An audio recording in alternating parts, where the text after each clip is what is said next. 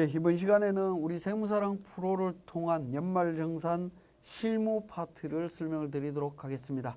즉 연말정산 추가자료 입력에 대한 부분이 되겠습니다. 자, 우리 연말정산을 처음 진행하시는 분들은 연말정산에 대한 부분들 어떻게 진행해야 될까, 어떤 순서로 진행해야 될까라고 이제 그러니까 힘들어하시는 분들이 있는데요. 순서에 대한 부분들이 있는데 우리 교재 222페이지에 보시면 상단 부분에 우리 화면 세무사랑 프로라고 하는 메뉴 옆에 가로 세 줄이 있습니다. 이 부분 클릭하시게 되면 뉴젠 랩이라고 하는 메뉴가 있습니다.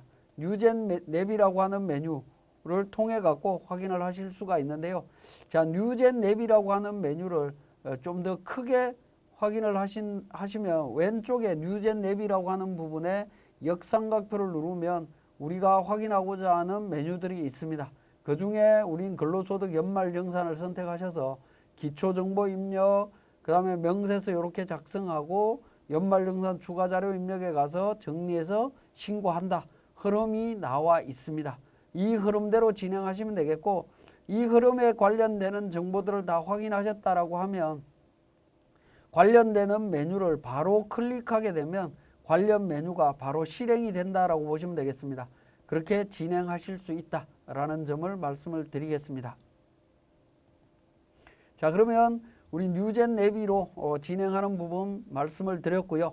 자, 연말정산을 진행을 해야 되는데 진행함에 있어서 223페이지에 추가자료 입력의 소득 명세부터 진행하도록 되어 있습니다. 자, 그러면 연말정산을 진행할 때 연말정산 진행하고자 하는 작업 연도를 반드시 확인을 하셔야 됩니다. 지금 작업 연도 보니까 원천 2020이라고 되어 있습니다. 2020년도 연말정산이다라는 거죠. 지금 우리는 19년도 연말정산을 확인하고자 하는 부분이죠. 그렇기 때문에 작업 연도를, 원천 작업 연도를 반드시 연말정산하고자 하는 연도로 확인을 하셔야 됩니다. 확인을 하신 다음에 연말정산 추가자료 입력 메뉴를 클릭을 합니다. 자, 이 연말정산 추가자료 입력 메뉴를 클릭을 하면 클릭을 해서 관련되는 정보들을 등록을 하시면 되는데 이미 저는 다 그러니까 자료가 들어있는데 이 부분을 우리 작업 취소부터 완료 취소부터 하고 설명을 드리도록 하겠습니다. 자, 관련되는 정보들을 쭉 등록을 해서 진행을 할 건데요. 자, 먼저 우리 연말정산 추가자료 입력이라고 하는 메뉴는 그러니까 왼쪽에 보시면 4번 사원명 완료 여부에 대한 부분들이 있는데 여기에 보시면 계속 중도 총괄이라고 나와 있습니다.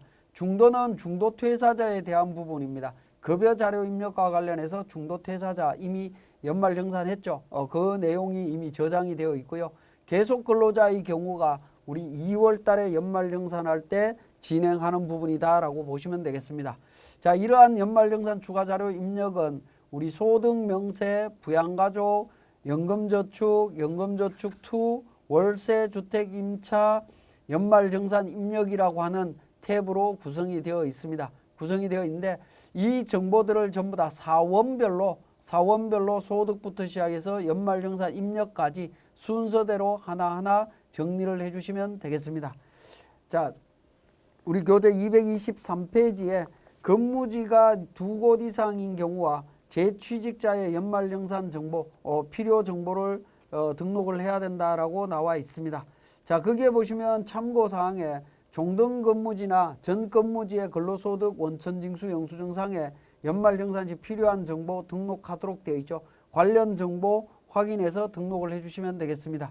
자, 우리 소득명세 쪽에서 확인을 하시면 되는데 그러니까 안기부 직원 같은 경우에 보시면 두 번째 직원 같은 경우에 종전 근무지에 대한 삼성에서 받은 19년도 근로소득에 대해서 2,200만 원, 상여 880에서 추가로 받은 정보가 있습니다.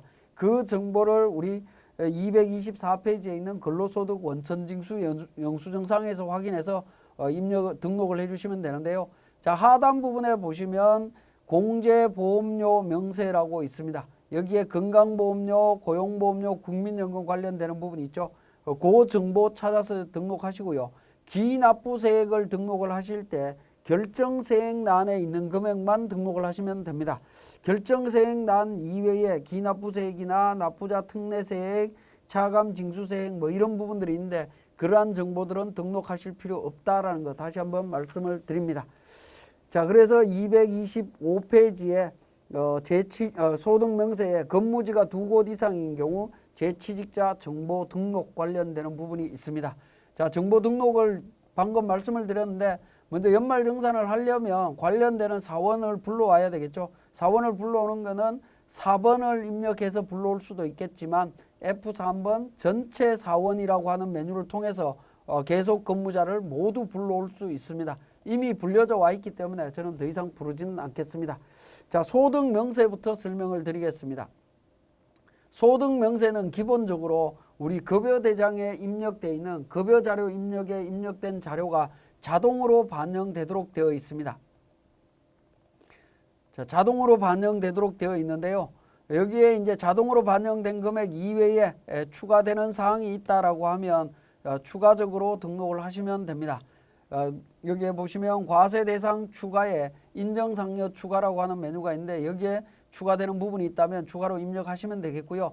퇴직소득 쪽에서 제가 또 설명을 드리겠지만 임원 퇴직금 소득금액 한도 초과액이라든가 직무발명 보상금이 있다라고 하면 여기에서 추가로 등록을 해주시면 되겠습니다. 추가로 등록하시면 되겠고 기본적으로는 우리 연말정산할 때 추가로 등록하는 사항은 거의 없다라고 보시면 되겠습니다. 225페이지에 근무지가 2곳 이상인 경우와 재취직자 정보 등록하는 부분 있고요. 자, 이렇게 이제 소득명세 관련되는 정보들이 다 확인이 됐다라고 하면 두 번째 탭으로 갑니다. 부양가족 관련되는 탭입니다. 자, 부양가족 내용은 사원 등록에 있는 등록된 부양가족 내용이 자동으로 반영되도록 되어 있습니다.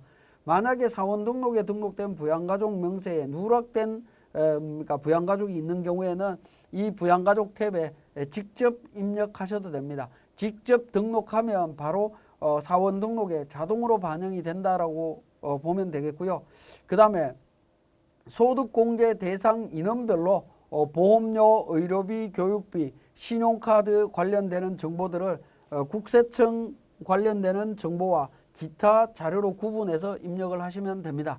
자, 국세청이라고 하는 부분은 연말정산 간소화 자료를 의미하는 걸로 이해를 하시면 되겠습니다. 자, 그래서 보험료나 의료비, 기부금은 지출액은 여기 노란색으로 되어 있는 부분들 있죠. 노란색으로 되어 있는 부분들을 더블 클릭을 하시게 되면 관련 정보를 입력할 수 있는 팝업 창이 별도로 나타납니다. 자, 의료비에 대해서도 더블 클릭을 하게 되면 의료비 지급명세서가 작성이 되면서 인별로 지출된 금액들을 입력할 수 있도록 되어 있습니다. 마찬가지로 신용카드 금액 중에 도서공연비 관련되는 부분도 도서공연 중에 신용현금 직불로 이렇게 구분해서 입력할 수 있도록 되어 있고요. 기분 관련되는 부분도 기부금 입력과 관련해서 누가 지출했고 얼마를 지출했고 하는 정보들을 등록할 수 있도록 하는 부분들이 있습니다. 이러한 정보, 보험료, 의료비, 교육비, 신용카드, 기부금과 관련되는 부분들은 자, 연말정산의 부양가족별로 소득자별로 소득공제 대상 인원별로 각각 등록을 해주시면 되겠습니다. 그래서 우리 교재 226페이지 하단 부분에 당구장 표시로 있는 부분 보시면 노란색 더블 클릭해서 입력을 하게 되면 부양가족별로 관련 지출 정보를 입력하면은 의료비 지급명세서나 기부금 명세서가 자동으로 작성이 된다라고 정보가 있습니다. 그렇게 해서 정리를 해주시면 되겠고요.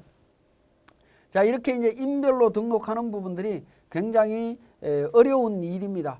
부양가족이 많거나 또는 직원 수가 많은 경우에는 굉장히 어려운 부분들인데 또 앞에서 제가 이러한 정보들 보험료, 의료비, 교육비, 신용카드 관련되는 또 주택자금과 관련되는 이런 정보들은 이미 간소화 자료에서 정보를 내려받을 수 있다라고 했습니다. 그리고 간소화 자료에서 내려받을 때 파일로 내려받는다라고 말씀을 드렸는데요. 그때 파일로 내려받은 정보가 있다라고 하면 우리 연말정산 추가자료 입력에 상단에 보시면 SF3 연말정산 간소화 PDF라고 있습니다. 자, 연말정산 간소화 PDF라고 하는 메뉴를 실행을 시켜서 PDF 불러오기라고 하는 메뉴가 있습니다. 자, 이 메뉴에서 그러니까 하단 부분에 보시면 PDF 불러오기, 파일로 불러오기, 적용하기가 있습니다. 폴더에서 불러오거나 아니면 파일로 개별적으로 찾아서 불러와서 그러니까 PDF 자료를 적용하게 되면 인별로 주민등록번호로 모든 걸 다 관리를 하실 수가 있습니다.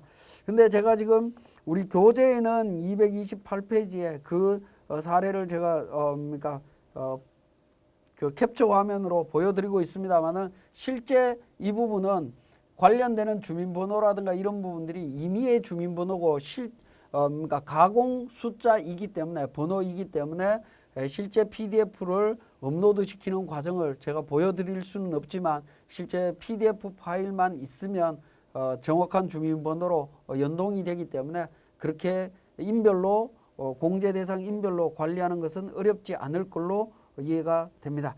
자, 228페이지에 두 번째 탭으로 갑니다. 부양가족에서 보험료, 의료비, 교육비, 신용카드, 기부금과 관련되는 부분들을 인별로 전부 다 정리를 했다면 세 번째 탭에 연금저축 관련되는 부분입니다. 연금저축 탭은 두 개가 있습니다. 연금저축 관련되는 부분이 두 개가 있는데요. 보시면 연금저축 세액공제 관련되는 부분이 있고요. 밑에 연금계좌 세액공제가 있습니다. 연금계좌 세액공제는 첫 번째 있는 부분은 퇴직연금과 관련되는 부분이고 두 번째 있는 부분은 연금저축과 관련되는 부분입니다. 관련되는 정보가 있다면 직접 입력을 해주시면 되겠습니다. 자, 입력을 하는데 이 부분도 연말정산 간소화 자료에서 PDF 자료를 자동으로 반영을 시켰다면 자동 반영된다라고 보시면 되겠습니다. 정보가 있다면 등록을 하시면 됩니다. 자, 두 번째 직원인 안기부 직원 같은 경우에 연금저축과 개인연금저축이 자동으로 반영되어 있는 것을 확인하실 수 있고 정보가 있다면 등록을 하시면 되는데 특히 연금저축을 직접 입력하실 때에는 연금계좌세액공제 두 번째 란을 입력하실 때에는 개인연금저축과 연금저축을 혼돈하지 않도록 주의해서 입력을 하셔야 되겠습니다. 입력을 하시면 세액공제 금액은 소득명세에 있는 금액을 기준으로 해서 세액공제율 12% 또는 15%가 자동으로 반영이 된다라고 보시면 되겠습니다. 그리고 하단 부분에 주택마련저축에 대한 공제 부분이 있습니다. 주택마련 관련되는 정보가 있다라고 하면 관련 정보를 등록하시면 됩니다. 자, 그 다음에 연금저축2로 갑니다. 연금저축2로 가면 장기집합투자증권 저축에 대한 소득공제와 중소기업 창업투자조합에 대한 출자에 대한 소득공제 관련되는 정보 등록하도록 되어 있습니다. 여기에 해당 사항이 있다면 등록하시면 되겠고 해당 사항이 없으면 넘어가시면 됩니다. 자, 그 다음에 230페이지에 보시면 월세 주택 임차 관련되는 부분입니다. 월세세액 공제나 주택 임차 차익금, 원리금 상환액에 대한 소득공제 적용받는 분들은 관련 정보를 여기에서 하나하나 등록을 해주시면 되겠습니다. 등록을 해주시고요. 자, 이렇게까지 등록을 하신 이후에 연말정산 입력 마지막 탭으로 갑니다. 마지막 탭으로 가서 보면 연말정산 입력에는 소득명세, 부양가족, 연금저축, 로마 숫자 1, 2, 월세 주택임차 입력된 연말정산 자료가 집계돼서 총 금액에 대한 각종 소득공제, 세액공제를 반영하는 곳이다라고 보시면 되겠고, 자, 앞에서 소득명세부터 시작해서 주택임차 관련되는 자료들이 연말정산 입력에 자동으로 반영이 돼야 되는데 혹시라도 자동으로 반영이 되지 않는 경우에는 우리 자료갱신이라는 게 있습니다. F6번 자료갱신 관련되는 부분을 클릭하셔서 현재 사원에 대하여 변경된 사원 급여 정보를 반영해서 데이터를 갱신하겠느냐, 예라고 해서 갱신을 해줍니다. 갱신을 해주면 관련되는 정보들이 반영이 되는 것을 확인하실 수가 있고요. 자, 그 다음에 그 부양가족 탭 불러오기라고 하는 불러오기를 이용해서 자료를 반영할 수도 있습니다. 부양가족 소득공제 내역. 자, 우리 부양가족 중에 보험료, 의료비, 교육비, 신용카드 관련되는 정보들을 다 등록을 했는데 그 정보들을 연말정산 쪽에서 세액공제란에 반영을 하시려면 관련되는 부분을 부양가족 탭 F8번 부양가족 탭에서 확인 버튼을 통해서 적용을 해주시면 의료비, 교육비 관련되는 부분들 반영되는 거, 세액공제를 반영되는 부분들을 확인하실 수가 있습니다. 확인하실 수가 있고요. 그 다음에 2번에 특별공제 중에 주택자금공제액 반영과 관련되는 부분입니다. 특히 장기주택 저당 차익금 이자 상환액과 관련되는 부분은 34번에 보시면 장기주택 저당 차익금 이자 상환액에 대한 부분이 노란색으로 되어 있죠. 노란색으로 되어 있는 부분을 더블 클릭을 하셔서 직접 입력을 해주시면 됩니다. 관련되는 정보가 있다면 입력을 하신 다음에 적용을 해주시면 되겠다라는 겁니다. 자, 이렇게 적용을 해주시면 관련되는 정보가 반영되는 것을 확인하실 수가 있습니다. 확인하실 수가 있고요. 그 다음에 이제 우리 우리 기부금과 관련되는 정보들이 있는데 세액공제 부분에 이렇게 반영이 안 되고 있죠. 반영이 안 되는 이유는 납부할 세액이 결정세액이었기 때문에 추가적으로 반영이 안 되고 있다. 그렇게 이해를 하시면 되겠습니다. 원래 정확하게 다 반영이 돼야 되는 부분인데 이미 세액공제 다 적용하고 나니까 적용할 내용이었기 때문에 반영이 안 되고 있습니다. 관련되는 정보를 이렇게 등록을 하신 다음에 연말정산이 끝났다라고 하면 이 직원에 대해서는 작업 완료라는 메시지를 통해서 연말정산을 마감하실 수 있습니다. 직원별로 하나하나 등록해서 마감을 해주시면 됩니다. 자, 백두산 직원 같은 경우에 법정기부금이나 지정기부금 관련되는 부분들 전부 다 확인이 됐고 결정세액 있죠. 자, 이렇게 반영이 된다라는 겁니다. 공제세액이 있다면 자동으로 반영을 하실 수가 있습니다. 그래서 노란색과 관련되는 부분들은 전부 다 더블 클릭을 해보시면 관련되는 내용들이 어떻게 정리가 되고 있는지 하는 부분들을 확인하실 수가 있습니다. 자, 요 백두산 직원도 마찬가지로 좀 완료가 됐다면 작업 완료라는 부분을 통해서 정리를 하시면 됩니다. 자, 마찬가지로 송리산 직원도 연말정산이 완료가 됐다라고 하면 다른 부양가족과 관련되는 소득명세 내용이었기 때문에 여기에서 추가 사항이 없다면 이 직원도 연말정산 작업 완료하시면 됩니다. 자, 233페이지에 기타 신청서 및 명세서 작성이 되겠습니다. 자, 연말정산 추가자료 입력에서 정리를 하면서 우리는 신용카드 소득공제 신청서를 또 별도로 작성을 합니다. 자, 신용카드 소득공제 신청서는 사원별로 해서 공제 내역과 관련되는 부분들 우리 프로그램에서 자동으로 작성이 되고 있다라고 보시면 되겠습니다. 자, 그래서 연말정산 추가자료 입력에 입력된 공제 대상자별 신용카드 사용 금액을 우리 SF8 불러오기라고 하는 메뉴가 있죠. 불러오기 메뉴를 통해서 정리를 하시면 됩니다. 자, 사원 SF8 해서 불러오기 데이터 반영해서 신용카드 소득공제 금액을 계산하시면 됩니다. 크게 어려운 부분 없고요.